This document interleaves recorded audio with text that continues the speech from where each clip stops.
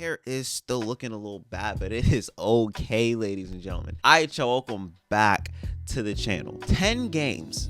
We are 10 games into the NBA season, and so much stuff has already happened. Some of the wildest that you can imagine has happened. 4 hours ago, I just watched Rudy Gobert get put in a headlock by Draymond Green for absolutely no reason. The more you watch that, the more unserious that whole entire debacle gets, bro. It's so funny. That's not even a fraction of what has happened this season. I mean, the Timberwolves have been looking really good. The Houston Rockets are on a 6-game winning streak after starting the season off 0-3. The Clippers, oh my God, the Clippers, the James Harden trade is looking like a goddamn failure right now. They are so bad.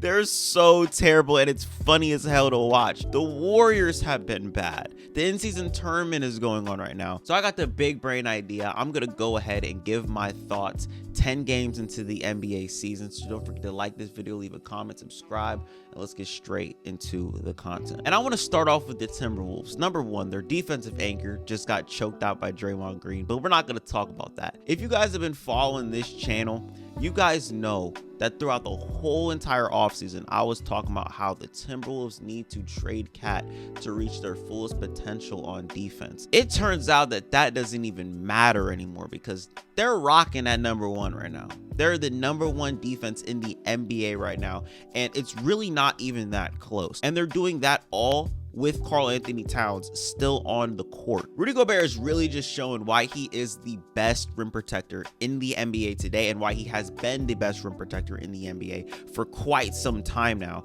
And a lot of people want to overlook that. I'm not going to overlook it. It's the reason why I have him as a borderline top 5 center in the NBA still, because he is that. And I'm not gonna lie to y'all, I'm standing on business, bro. I'm standing on my take. In order for the Minnesota Timberwolves to reach their fullest potential on defense, they need to trade Karl-Anthony Towns. And what I will give Cat is that he is a better defender this season than he was last season. Now, last season was hard to watch. Like, he looked like a fish out of water. You threw him on there, and I don't know what he was doing, I'm gonna be honest, but this season it looks like he's really bought into that side. I'm not gonna sit here and say that he's a good defender. I'm not gonna sit here and say that he's a plus defender, but the one thing that I will not say is that he's a liability. That's different from last season. So, you know, I'm gonna give him some credit there. And even if he is a negative on that side of the basketball, I still don't think that they should trade him because, I mean, they're number one in defensive rating right now. There is no reason you should be trading Karl-Anthony Towns with the money that he is making and what he's giving you on the offensive side of the basketball. I don't think you should trade him. If it's not broke, don't fix it. That's how I feel in this situation. And I don't think with trading Cat right now, while you guys are 8-2, is a good idea because you're just ruining the chemistry. You're ruining the continuity. And with the big three that they have with Rudy, Cat, and Anthony Edwards, they're all playing amazing basketball. I mean, Cat just had a really good game tonight. I just checked right now. And Anthony Edwards, he's just been balling all season. He's really bought into the defensive side of basketball, if you want to ask me. He has been looking like a bona fide star. I've heard people call him a superstar at this point. I don't really agree with that. I think that he is on his way to becoming a superstar. I don't really want to jump the gun. He has been otherworldly this season. And everything that I thought that he was going to do, everything that I was thinking in the offseason, oh, Anthony Edwards is going to bring this to this season, he's doing it. He's showing me who he is on the basketball court night in and night out. And I can't go without talking about Jaden McDaniels because the more and more the Minnesota Timberwolves win, the more and more people are going to open their eyes to Jaden McDaniels. I've seen this for a couple seasons now. I've seen how good he is as a perimeter defender and an on-ball defender and just a defender in general. I mean, my God, he is amazing at what he does. Just the whole entire Minnesota Timberwolves team putting in a collective effort to buy into the defensive side of the basketball and really hone in on their craft. I love watching it, man. Naz Reid off the bench has just been something to watch. Mike Conley holding on to that basketball, making sure he doesn't turn the ball over, getting it to the right guys at the right time. The Timberwolves just look great. And to be honest, if they're playing like this for all 82 games and they carry that over to the playoffs fully intact, the West gonna have to fear them. I'm gonna be honest, bro. The West is gonna have to fear them because they're on their way. And another team that's on their way is the Houston Rockets, bro. Finally, the Houston Rockets are winning basketball games. I have been waiting for this ever since James Harden got his ass shipped over to Brooklyn. And once again, if you guys have been following this channel for a while, you guys know that I have a friend. He's a Rockets fan, and I've been paying so closely to the Rockets for the past 2 to 3 seasons now. And everything that I have wanted them to do from then to now has happened. And that is because of the coaching of Ime Udoka. That is because of the play of Fred VanVleet, Dillon Brooks, Jalen Green, and the best player on the team, if you ask me, Alperen Sengun. That is my guy. I'm trying to let y'all notice I picked him MIP for a reason. I did say last season he was going to break out. He's the real deal. He is the real deal. Now, I just love the collective team effort that they have been putting in. The things that I've been seeing last year to this year is like night and day with this basketball team. And we're only 10 games into their basketball season. They're on a 6-game winning streak right now. I know we can talk about the teams that they beat. I mean, they beat the Charlotte Hornets. They beat the Kings twice without De'Aaron Fox. They beat the Lakers, I believe. And they just beat the Nuggets by 3 points a couple nights ago. That's what really opened up the eyes to people. I mean, they just beat the defending champions. Now, granted, a lot of these people didn't have their star, but it's not like they're just going out there trying their hardest to stay in the game and sail off with the win. They blew out the Sacramento Kings twice. They made the Lakers tap out before halftime. They stood on 10 toes playing a 2-time MVP and the defending NBA champions. Now, I'm not gonna lie to you. If they can sustain this, I'm not really gonna be that surprised, because Stephen Silas, what he was coaching last year, it was gross. I knew that last year could have been the year that Alperen Sengun breaks out, because they just needed to play through him. Stephen Silas didn't do that. He completely lost their locker room. Ime Udoka comes in and does exactly that. I told my friend, I'm like, listen, bro, I need you guys to just play defense, and that is it. This is before the whole Kevin Porter Jr. thing. They had the size, they had the blueprint, they had the guys who can come in here and play the defense. They had the potential, but were they going to do it? And Ime Udoka brought that out of them. Jalen Green has been bought into that side. Fred VanVleet bought into that side. Dillon Brooks has been their best defender. Alperen Sengun, not gonna lie, bro, you're still bad at defense, but he's getting there. I see the potential, and I love everything that I'm seeing from this Houston Rockets team. I'm gonna let y'all know this right now. I personally don't think that they can sustain being a top 10 offense and a top 10 defense for the whole entire season. But if they're able to do that, I am not going to be surprised, because of everything that I saw from last year to this year. Ime Udoka getting that Boston Celtics team in 2022 to the NBA championship was not a fluke. This guy can coach his ass off. Man, I really hope that they can sustain this, because I need to see Rockets playoff basketball once again. Me personally, I had them as an 11th seed. I don't think that they're going to be an 11th seed. I think that they're probably going to be higher than that.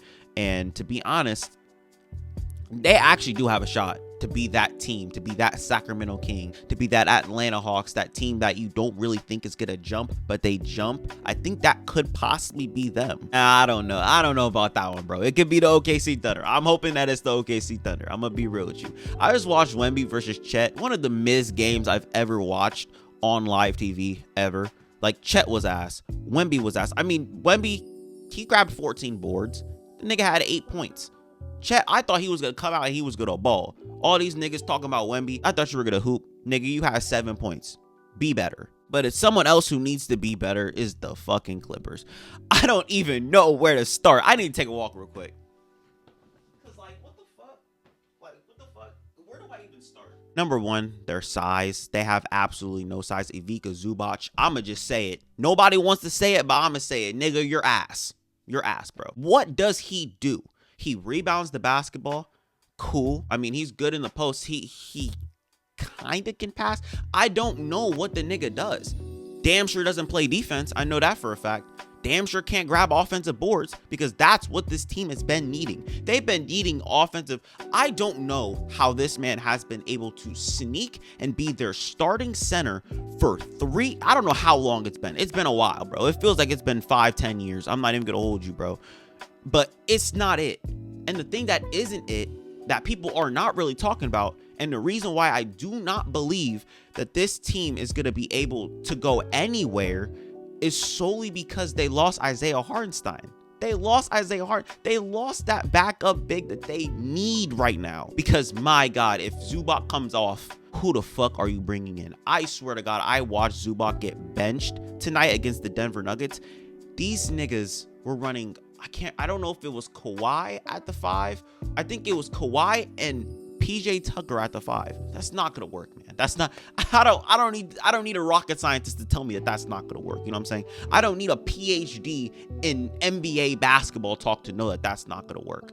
Number 2, the redundancy.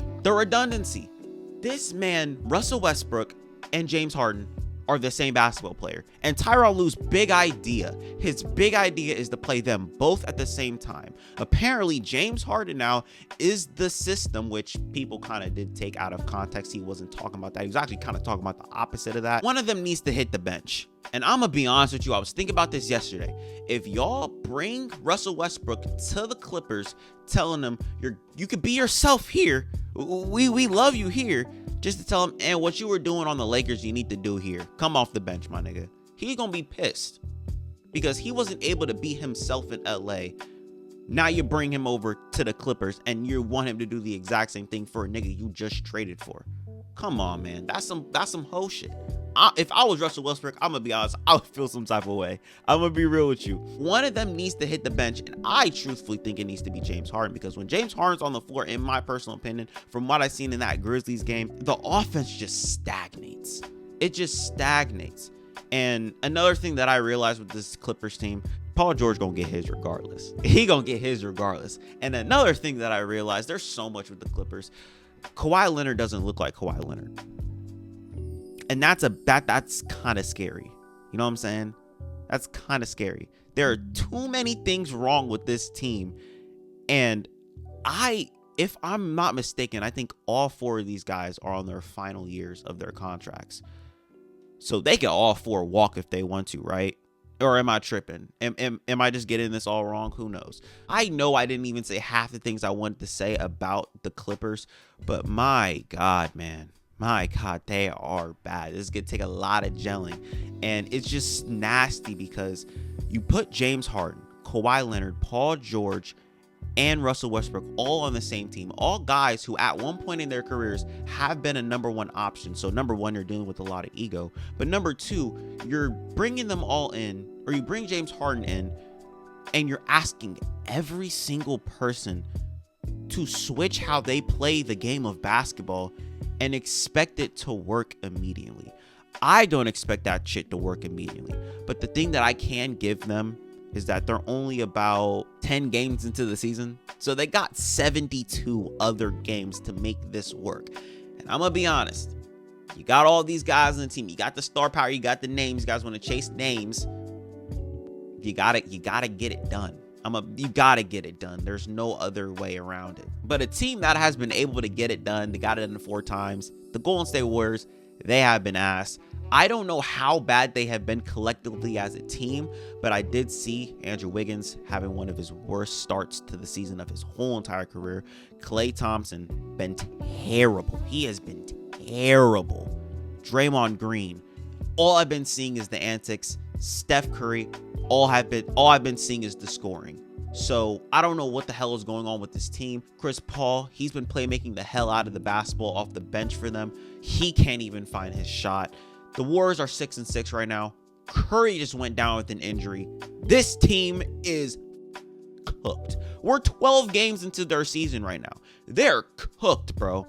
At least they're looking like it. I believe they think that Steph Curry has an injury to his right knee. They think they sprained his right knee. I don't know how long he's going to be out. They did say he was going to be reevaluated in a week, I believe. Doesn't matter. I don't know what the hell's going to happen with this team. Curry goes down for 1 game and there's fucking fights happening in Golden State. And the last thing I wanted to talk about was the MVP race 10 games after the NBA season has just started. It might actually be between Jokic and Embiid once again, because Jokic is number 1 in his conference, Embiid number 1 in his conference. You can argue Luka, who has been on an absolute tear. You can also argue Jason Tatum. You can also argue Giannis to an extent. I don't really think he's going to have that strong of a case considering he does have Damian Lillard on his team. But the MVP race is looking great so far. Jokic is putting up like 29 to 30 points a game, 13 and 8. And Embiid is doing whatever the fuck Embiid's doing. I know he's putting up crazy numbers. I haven't looked at his numbers at all. I know Tatum probably like around like 29 and 8. But I think Jokic is obviously the number one right now. He's looking like he's going to be MVP once again after winning a championship. But that's all I got for y'all today. Hopefully you guys enjoyed this video. Sorry that I didn't feel like putting the audio and plugging it back in. I'm going to be honest with you. But it's like 1:30 in the morning right now, 1:45. And I need to get to bed. I'm going to be honest with y'all. But that's all I got for y'all today. Hope you guys enjoyed this video. Don't forget to like, comment, subscribe, and share with your friends. And I'm out. Peace.